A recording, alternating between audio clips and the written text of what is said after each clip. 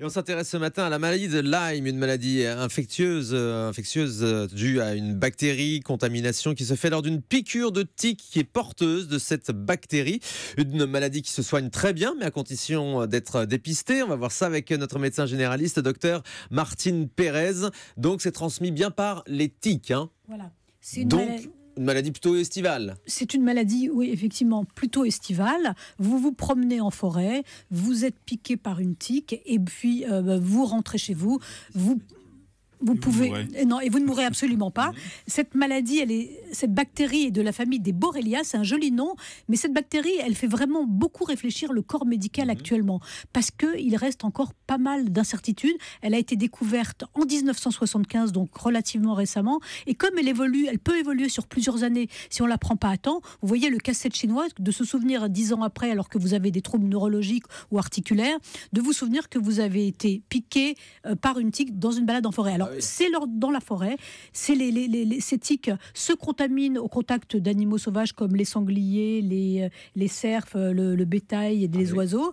Et puis, à l'issue de cette balade, vous êtes fait piquer par un tique et vous contractez cette maladie. Alors, il faut savoir qu'en France, il y a 25 000 nouveaux cas par an, donc ce qui est beaucoup. Il faut savoir aussi que les régions les plus concernées, c'est l'Alsace, l'Auvergne, le Limousin et la Lorraine. Donc, c'est des régions où, quand on va se promener en forêt, eh bien, il faut faire attention. Alors, il y a aussi des professions qui sont plus visées que d'autres. On peut penser aux agriculteurs. Bien sûr, voilà, toutes les professions qui travaillent dans la forêt, en particulier les forestiers, les bûcherons, mais aussi les gens qui adorent se promener en forêt. Il paraît que dans la forêt... Les promeneurs, parce qu'il paraît que se balader en forêt, d'après les Japonais, ça stimulerait le système immunitaire, donc c'est très à la mode de se balader en forêt, mais on peut être piqué par des tiques. Alors juste une précision, c'est pas parce que vous êtes piqué par un tique ou une tique que vous allez attraper la maladie de Lyme. Seuls entre 10 et 25% des tiques sont contaminés par cette fameuse Borrelia. Donc, il ne faut pas s'affoler non plus. Dès qu'on est piqué par une tique, on n'attrape pas forcément la maladie. Alors, surtout que ça se soigne. Alors, ça se soigne. Mais d'abord, ça se soigne si vous le prenez à temps. Alors, les symptômes, je me permets d'expliquer les symptômes. Dans les 5 à 30 jours suivant la piqûre par la tique, si celle-ci était contaminée et si elle vous a transmis la bactérie, eh bien, vous allez voir apparaître sur votre peau une tache rouge un peu surélevée avec un liseré rouge, une tache rose, pardon, avec un liseré rouge, qui peut avoir 5, 6, 7 cm de diamètre, mais ça peut être plus petit aussi. Et cette tache, c'est l'érythème migrans. Si vous savez que vous avez été piqué par une tique, si vous voyez ça apparaître au niveau de la zone de piqûre, alors là, n'hésitez pas, foncez chez votre médecin. Il vous prescrira, vu le contexte, des médicaments, des antibiotiques pendant 3 semaines, et le problème peut s'arrêter là. Les tests sérologiques, on en parlera sans doute tout à l'heure, les tests de dépistage à ce stade ne sont pas forcément positifs parce que les anticorps sur lesquels les tests sont basés n'apparaissent que 15 jours à 3 mois après. Donc si vous faites à ce stade, tout au début, une prise de sang pour rechercher la maladie par les anticorps, eh bien vous ne les trouverez pas. Et le vrai problème de cette maladie, c'est que parfois il n'y a pas ce fameux érythème cutané, mais dans les semaines, voire les mois qui suivent, on peut avoir les stades ultérieurs de la maladie, qui sont les douleurs articulaires, notamment les grosses articulations, le coude, le genou, l'épaule, avec une inflammation, ça s'appelle l'arthrite de Lyme, plutôt, et encore plus embêtant, des troubles neurologiques que les gens n'ont pas. Les médecins qui ne sont pas bien informés peuvent ne pas mettre sur le compte de cette infection. Et oui, une maladie qui peut susciter aussi beaucoup d'inquiétudes. Annie nous appelle de Seine. Bonjour Annie. Bonjour. Votre fille dernièrement a fait des tests et donc diagnostiqué la maladie de Lyme. Il y a peut-être 3 semaines, puisqu'elle souffre depuis longtemps comme ça de désarticulation, comme vous expliquiez. Et elle a demandé à son médecin de faire le test, et ce qui est positif. D'accord. Mais bon, ça reste comme ça pour l'instant, mais elle est très fatiguée, elle travaille quand même, elle a du mal par exemple à s'appuyer sur ses mains pour se relever, et ce qui fait peur, c'est que l'Obs de la semaine dernière, on a fait son sujet principal, donc j'ai bien lu tout ce qu'il disait, et qu'en France, on n'a pas l'air de le prendre en compte comme il faut. Exactement, la ministre de la Ali. Santé a reçu une centaine de pétitions, et au mois de septembre, elle devrait décider quelque chose de national. Mais c'est quelque chose d'urgent en lisant, par exemple, les explications du professeur Perron de Garches. Il y a longtemps qu'il aurait fallu le prendre en compte. À Garches, par exemple, les gens qui habitent à côté attendent 1 an avant de pouvoir avoir un rendez-vous. Sinon, d'un peu tous les pays, les gens vont dans une clinique en Allemagne où ils doivent payer, c'est cher, plus se loger le temps des traitements, plus après refaire les analyses.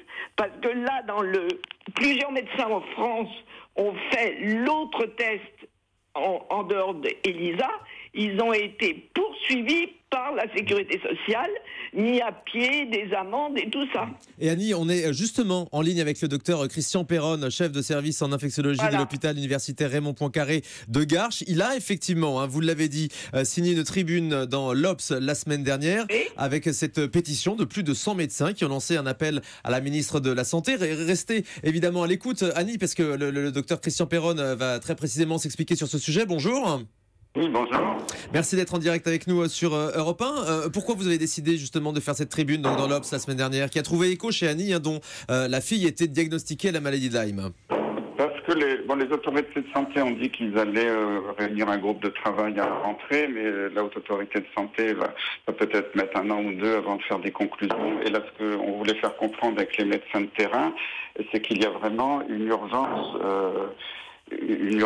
parce qu'il y a des milliers de malades en souffrance qui sont rejetés par le système de santé avec des tests diagnostiques qui ne sont pas fiables, ils ne sont pas traités. Et je connais des gens qui meurent à petit feu chez eux, ou même des gens qui se suicident de tous les âges, des jeunes et des plus âgés. C'est-à-dire que les tests censés dépister la maladie ne sont pas efficaces aujourd'hui ? Les tests sont pas efficaces, et c'est pas moi qui le dis, c'est publié dans toutes les publications scientifiques. Les tests ont été calibrés dans le monde entier. Bon, c'était une initiative américaine il y a 30 ans sur une souche américaine de la Borrelia. Et qui ne détectait que dans 20 à 70% des cas par les tests officiels. C'est pas du tout le 100% annoncé. Et en plus, on sait qu'il y a une vingtaine d'autres espèces de Borrelia qui peuvent être en cause dans des maladies de Lyme ou des maladies très proches où il y a 0 test. Et il y a encore d'autres bactéries ou parasites qui donnent des symptômes similaires. Ça veut dire pour l'instant, il y a très très peu de tests disponibles en routine. Il y a des publications scientifiques, mais ce sont surtout les laboratoires vétérinaires qui maîtrisent ces tests, parce que les animaux ont droit à ces diagnostics, et malheureusement, les humains n'y ont pas droit. Et c'est l'urgence, je pense. On pourrait très bien ouvrir des centres de Lyme avec des médecins qui connaissent, des médecins qui font ça depuis des années, de soigner les malades, et d'avoir à notre disposition des tests qui aujourd'hui ne sont disponibles que dans les laboratoires vétérinaires.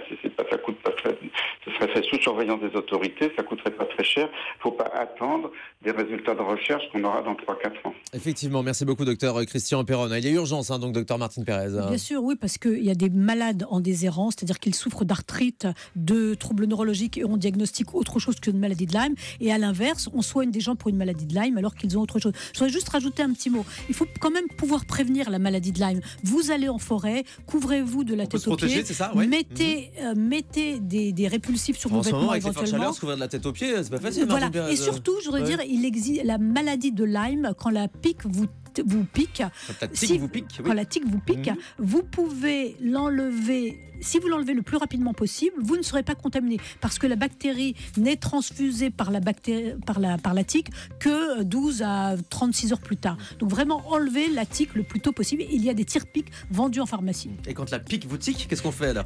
Ça, je vais vous dire ça tout à l'heure dans l'intimité. Merci beaucoup docteur Martine Pérez. Dis donc, tout un programme.